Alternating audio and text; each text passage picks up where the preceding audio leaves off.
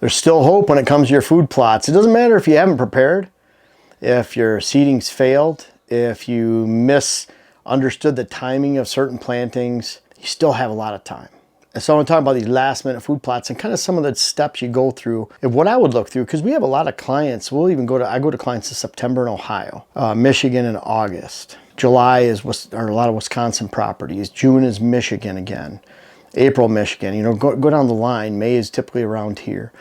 So the bottom line though is I'm looking at clients and I'm saying, boy, are you going to get that dozed out, in the next 2 weeks, or is it going to be a couple months?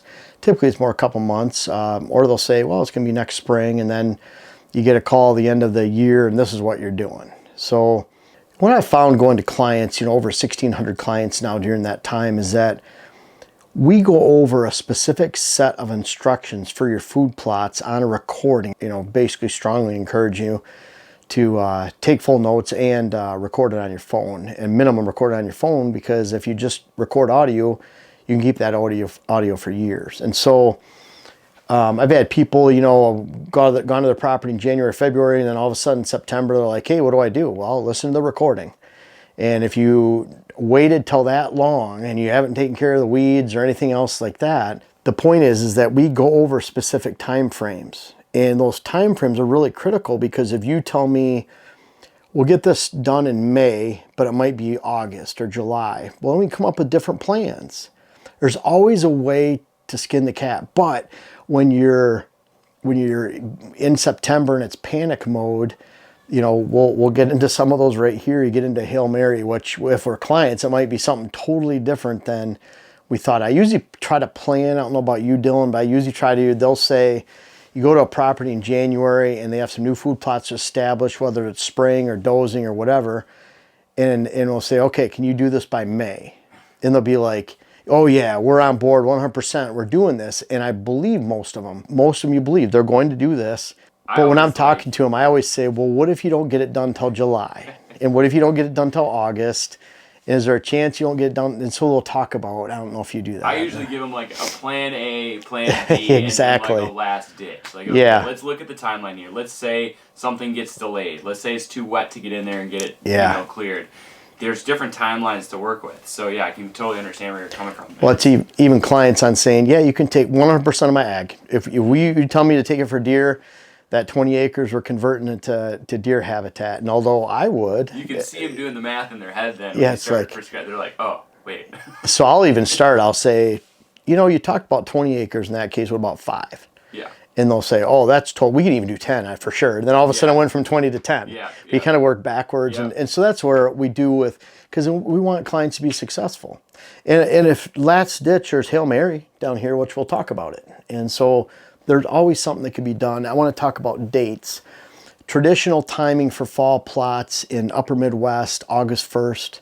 If you're extreme upper Midwest, UP and Michigan, northern Minnesota, Wisconsin, maybe upstate New York, maybe you want to push that to the end of July if you have good moisture. Because when I was in the UP and Michigan, one year we had frost September 1st, but often it was middle of September. So we had our first accumulation of snow often around October 1st. So we're getting frost about a month ahead of time, and so on August 1st planting, brassica in that case only grew 4 weeks. That's bad. So if we had rain middle of July that year, then we should be planting early July to catch that rain and hope that we get enough to bring it along for a couple months so we get normal growth. At the same time, if you're down in southern Ohio, southern Illinois, southern Indiana, maybe northern West Virginia, that planting timing might more August 15th. If you go further south, Louisiana, for example, maybe you push that timing back to September 1st. So you can push that back. So I'm just using this as a general guide for your area. If you're down south, add a little bit more time. But it's reflective of all of that. So just kind of think, well, my date is August 15th, so just add 15 days to all of this. But that's when I'm planting our traditional. We have our Big Boost brassica blends, our fall power greens. We're planting our green blends and our brassica, and I've been doing that for decades. Trying to come up with always the best green blend and then the best brassica blend over here. Been doing that for a very long time. We started separating out our plots like that, so that you have, basically we're targeting with the greens, an early to mid seeding for attraction, early to mid season, and then a mid to late season with the brassicas. So We're trying to time those out, and then we rotate those every single year. Some of our big plots, we have 50% corn, and so then we rotate the greens and the 25% brassica, 25% greens, side to side. But at the same time, it's the same concept. We're trying to get as much diversity as we can. The corn really pushes up that mid-November to mid-December time frame. So what we're doing with that is brassicas, greens. That's great timing for that. Now, what happens if you can't plant until 8/20? Let's say 3 weeks later, during that same time frame. Well, you're not going to get the volume of brassica. Look at it this way. In the first month, that brassica might be 4 to 6 to 8 inches, depending on moisture. In the second month, it'll grow 12 to 15 inches. And if you have a third month growing, it'll grow 12 to 15 inches. So that's how you get those 30-inch to 3-foot high brassica fields, because of great moisture in a long growing season. They'll give you huge volume. But if you miss 3 to 4 weeks on the front side of that planting, you're missing 12 to 15 inches on the back side of that planting. So you're not going to get nearly as much volume. When you don't get as much volume, you're not planting these to get a seed head and to harvest seed the following year or later in that growing season. You're doing it just to fill the space as best as possible without stunning the plants, without being too sparse. So I find you can push those mixes up a little bit, and I call them super blends. We actually have 2 plots out here. They're hollowed out in our switchgrass. We had them drilled because we were going to burn the switchgrass off, and if I had like Eric Long from Drumming Long Management, out in Ohio, if he was around, I'd have him stop on over, but I don't think Eric will come on over for a 12-hour drive just to see me. Right, Eric? He follows sometimes, but he's a burning expert. That's what he does. He even gave me some instruction on how to do it, and Jen and I got out there with buckets and everything, and I don't even know if I told you, Dylan, that we did that. Yeah, we did it for like 20 minutes. I already burned because it was just dead. It was brown, but it wasn't burned all the way. But some of the dead switchgrass that's like from last year still standing in there, caught on fire on the edges, and we're throwing water on it. I'm like, let's just see if we can get this drilled. So yeah, before you really hurt yourself or the house, or anything. Anyways, I don't think we were much of a risk, but Eric would probably be laughing if he listened to me right here, because I didn't call him back for a follow-up on this, so let him know. Anyways, he gave me very good instruction, but we drilled, and we're 3 weeks later. We just drilled this last week, so it was literally right around the 21st, 22nd.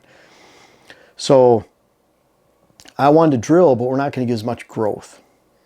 So I added about 25% more brassica. It's the first time planting the plot, so we didn't have to rotate. I added peas. Peas don't compete with the brassica, so I added 48 pounds of peas to the mix, and then we mixed all the brassica and all the power greens, and we threw that out. So we had extra peas. It ended up right around 134 pounds of seed that we threw out on that, about an acre. A lot of that brassica, the buckwheat, the peas, they don't necessarily compete with each other, and you're not going to get full volume. So I'm looking more of a super blend, and that's where I start adding peas, maybe even 50 pounds of oats, light oats into the mix too. And we didn't do that on that mix. A good friend of mine, Ray Howell, he's putting some in this week, and we added some oats to his mix. So some oats, some peas, some brassica, and the power greens. We blended it all up, and I would say in total we're planting about 1.5 acres worth of seed, including the oats and peas, on his 2 acres, or 3 acres, I think, actually, of seed on his 2 acres. So you're planting about 50% more, and that seems to be a good mix for that, a good addition to that, where you have those super blends that aren't you still get a lot of variety, sometimes more. We don't want oats planted early and competing with our brassicas and tillage radish, things like that. Buckwheat, so we don't want them smothering things out. So this is a great time 3 weeks later. Hey everyone, we'll be right back. But pretty cool, the Earthway Model 2750 that I've been recommending for decades is back. What I mean, the OG version. They tried several different versions over the last 2 years, much to our disappointment. I finally got through to someone at Earthway, and I think a lot of other people did, and they brought the old one back. And so it's pretty cool. We believe in it so much, we're actually carrying it now. So we have them on our site, Pure Wildlife Blends, WHS. You can buy it at either one of those locations. So check it out. We rely on it. I know you can too. Now back to the video. This is something really exciting. We were running out of the old bags. So check them out and ask us any questions you want on how to use them. You'll be very happy with them. Number 3, what I call early September, when you have that same timing. This could be early September in northern Michigan. Could be northern Ohio, southern Michigan, New York, you know, that time frame anyways.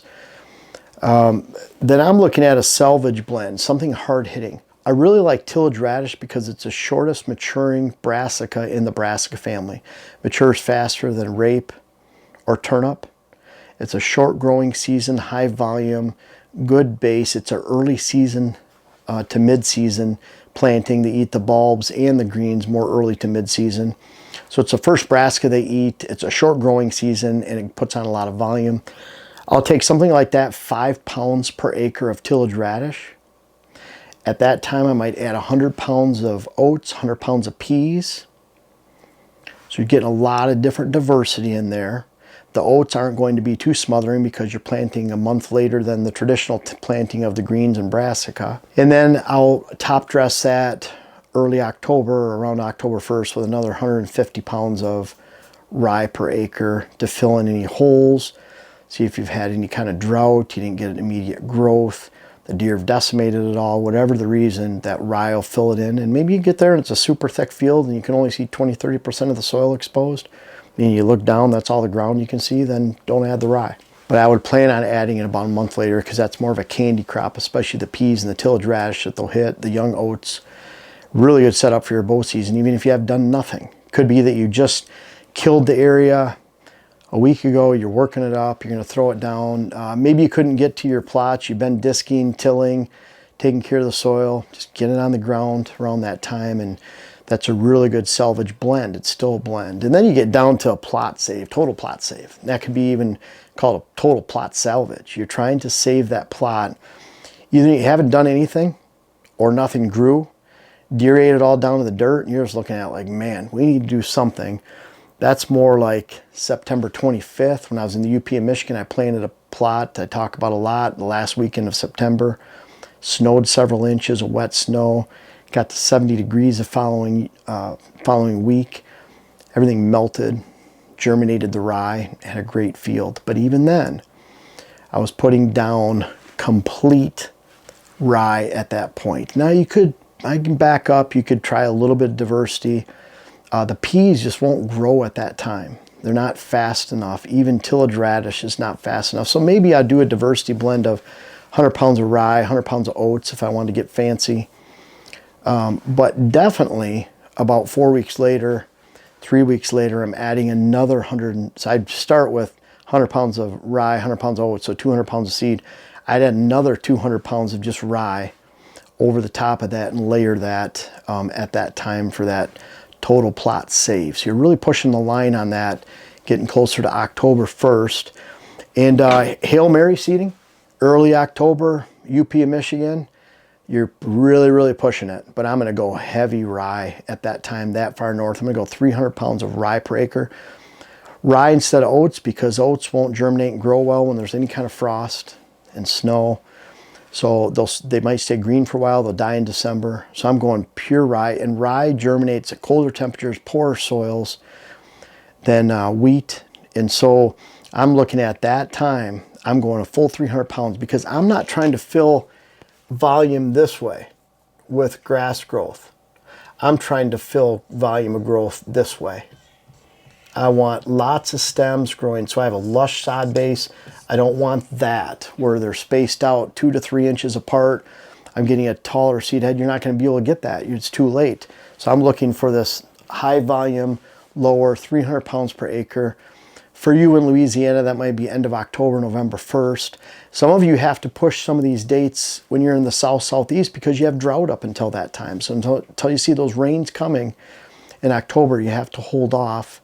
And that'll affect what you can ultimately plant from year to year. Maybe you just have to keep an eye on it.